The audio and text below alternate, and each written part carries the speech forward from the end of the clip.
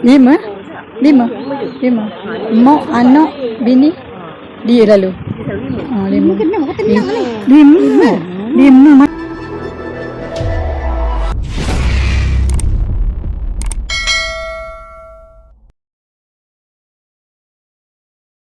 Satu kejadian tragis dilaporkan berlaku di sebuah rumah di Taman Rating Damai, Kuantan, Pahang pada awal pagi 17 Februari 2026 melibatkan kematian sekeluarga.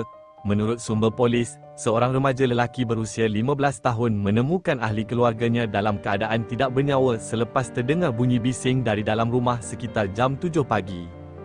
Mangsa terdiri daripada seorang wanita berusia 55 tahun, seorang lelaki berusia 32 tahun, isterinya berusia 28 tahun serta dua kanak-kanak perempuan berumur 3 dan 4 tahun.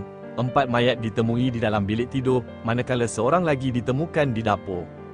Polis turut menemukan sebilah pisau yang dipercayai berkaitan dengan kejadian tersebut. Kes kini disiasat di bawah Seksyen 302 Kanun Keseksaan. Pihak polis sedang menjalankan siasatan terperinci termasuk meneliti kemungkinan faktor tekanan emosi atau masalah peribadi. Kawasan kejadian telah dikawal bagi membantu siasatan lanjut.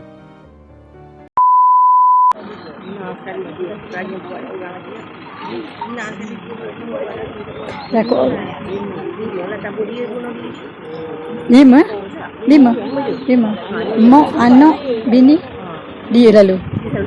Lima. Lima. Lima mana dia nak buat tahu macam mana ni? Oh tahu orang ni. Iya, iya. Mak dia. Ada balik mana? Balik dah. Ada balik. Balik dah. Salah import dia. Tak ada salah import dia. Balik. Kerja kan. Bincang tak betul tidak.